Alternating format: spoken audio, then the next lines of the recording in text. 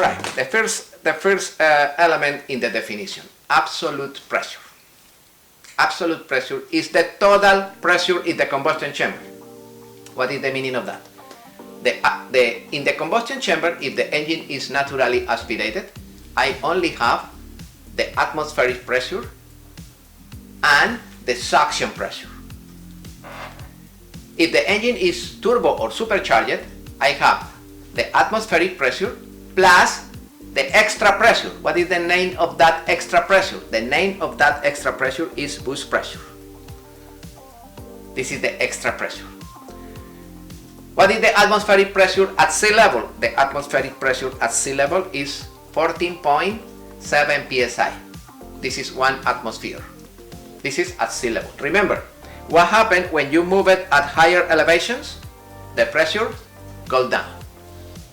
This is a good picture about the turbo. We are going to start with the turbo, and we are going to check the parts of the turbo, how the turbo is composed, and what is the function of each part, and how those parts work in that system, in that wonderful design, that wonderful system. Let me explain this picture. This picture is, in my opinion, a great diagram of a turbo. We have located here the filter. You remember the filter? Alright, this is the filter. And the fresh air enter over there. The fresh air enter over there and enter in the intake manifold. Enter in the intake manifold at high pressure. What is the pressure here? Is the boost pressure. The boost pressure, the extra pressure. Yeah? The air enters through the filter and is compressed in this area. For that reason, the name of this turbine is the compressor wheel. The compressor wheel, because we are going to compress the fresh air over there, and we are going to enter in the intake manifold, and we are going to enter that additional fresh air, full compressed, into the combustion chamber at high pressure, superior to the atmospheric pressure. How much? We are going to calculate that. If you added too much pressure, my friends, you can destroy the head. You can remove the head. In race cars, there are a lot of examples you can check in YouTube, a lot of videos where for extra pressure on the head, too much boost pressure, the head of the engine is broken and the head goes out and destroys the cars. Yeah, in drag cars, it's very, very common.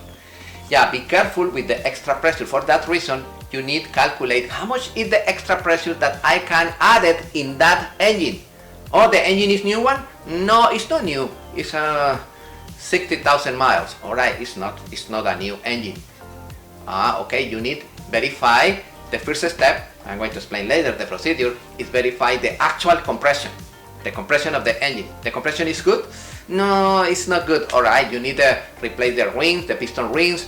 You need fix the compressor. Okay, the compression is good, perfect. And right now we are going to calculate the volumetric efficiency. And with the volumetric efficiency, we start the process to calculate the turbo recommended for that particular engine. Alright?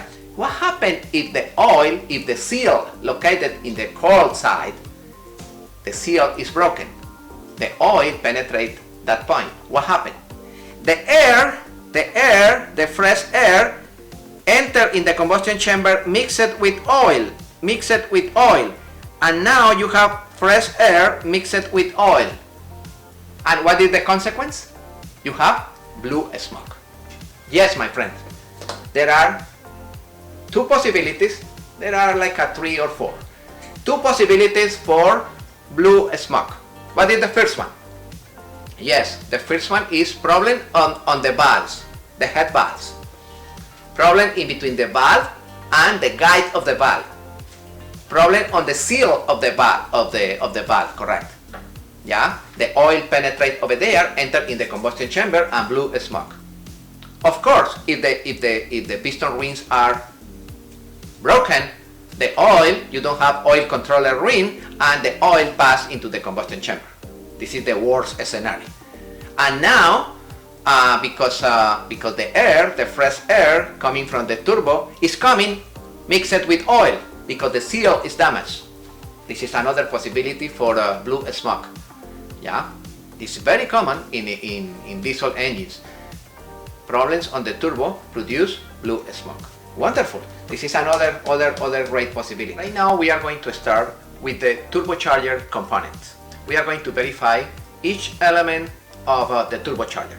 Alright, the turbocharger is composed by the compressor housing and the wheel of the compressor.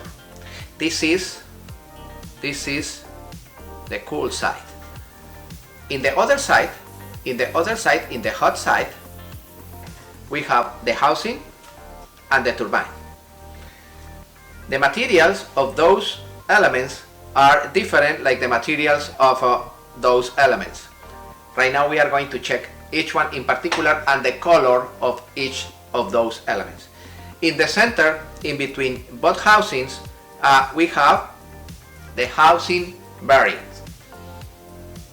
This is the element that receives the oil from the oil pan, lubricate the bearings and the shaft, and return the oil into the engine. The housing on the hot side is fabricated in a cast iron. Normally the color of this housing is brown because it's regular cast iron, and is covered with a special fiberglass insulation material because the temperature of this housing is high temperature, and this is the element that elevates the temperature of the engine room. Normally in this housing is located a cavity outside. Internally have a cavity where the coolant enter. Normally we have a coolant coming from the engine, the coolant that circulates in the engine and the block, enter over there, circulate here, and return in the bottom with other feeding into the expansion tank. You remember the expansion tank with the radiator cap? Okay, the coolant enter over there in order to keep the external side of this element properly lubricated.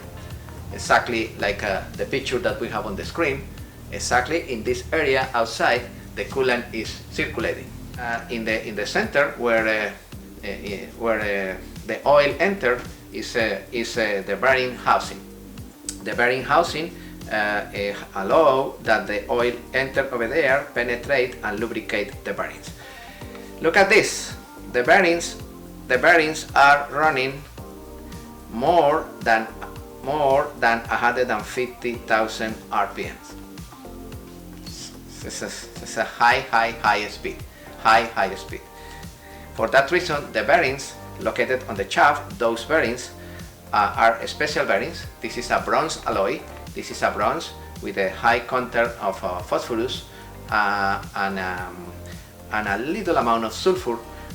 This is a special plain bearings for ultra high speed. Is in between 150 and 170,000 RPMs. The wastegate is a special window located in the hot side of the turbo.